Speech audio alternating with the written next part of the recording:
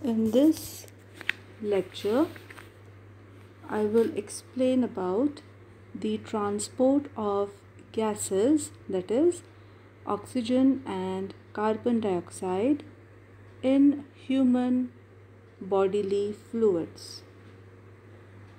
That is, how the gases are transported in the body.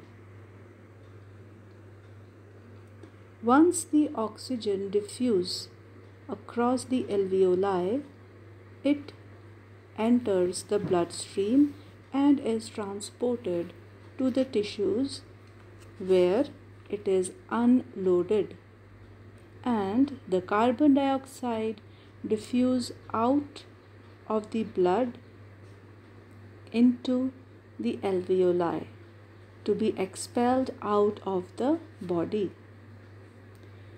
Although gas exchange is a continuous process, the oxygen and carbon dioxide are transported by different mechanisms. We know that blood serves to transport the respiratory gas, and oxygen is essential for the cells. It's transported from alveoli. And carbon dioxide, which is a waste product in the cell, is transported from cell to the alveoli of the lungs. Hemoglobin is the protein molecule found in the red blood cells, and it is made up of 4 subunits: 2 alpha subunit and 2 beta subunit. Each subunit surrounds a central heme group.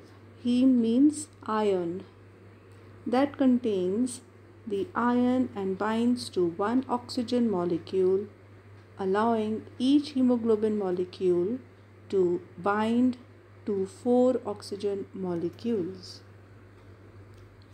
Molecules with more oxygen bound to heme group are brighter red in color. As a result of oxygenated arterial blood, where hemoglobin is carrying 4 oxygen molecules, is bright red, while the venous blood that is deoxygenated is darker red in hue or color. It is easier to bind a second and third oxygen molecule to hemoglobin than the first molecule. This is because the hemoglobin molecule changes its shape or conformation as oxygen binds. Oxygen is transported to the tissue by blood in 2 forms: as a simple solution, which is 3%, and in combination with hemoglobin, which is 97%.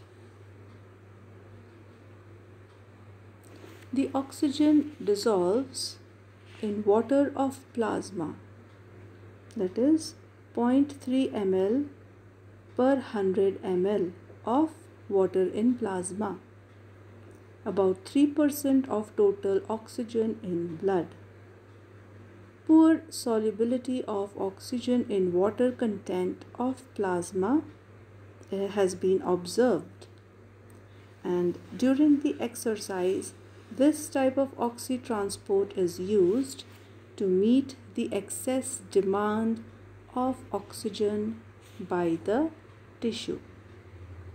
Now, as I was telling you about the binding of oxygen to hemoglobin, the 4th oxygen molecule binds with the heme group of hemoglobin with more difficulty, and the binding of oxygen to hemoglobin can be plotted as a function of partial pressure of oxygen in the blood which in the graph is plotted on the x-axis, and the binding of oxygen to hemoglobin versus the relative hemoglobin oxygen saturation, which is plotted on the y-axis. The oxygen, when combines with hemoglobin, it is called the oxyhemoglobin, and oxyhemoglobin supplies 97% of the oxygen to the body. Oxygen combines with hemoglobin in the process of oxygenation and not oxidation. Oxygen can be readily released from hemoglobin when it is needed. This is the arterial blood.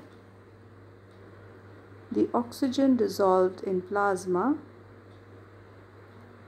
is less than 2%, oxygen or maybe 3%, and oxygen dissolved in hemoglobin is about 2 to 3%, that is 98 to 97%, or we can say 97 to 98%.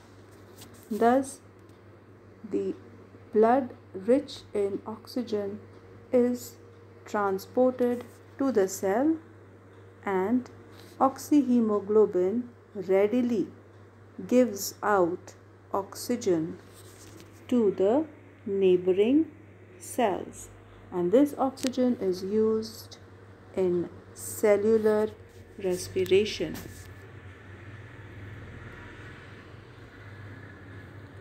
The oxygen carrying capacity of hemoglobin is the amount of oxygen transported by 1 gram of hemoglobin.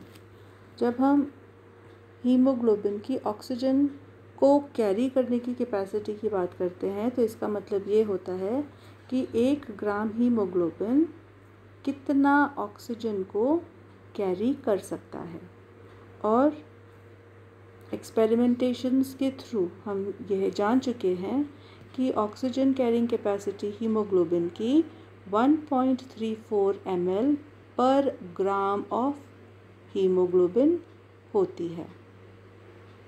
The oxygen carrying capacity of hemoglobin has been experimentally found out, and it is 1.34 ml per gram of hemoglobin. The oxygen carrying capacity of blood refers to the amount of oxygen transported by the blood, and normal hemoglobin content in the blood is about 15 gram%.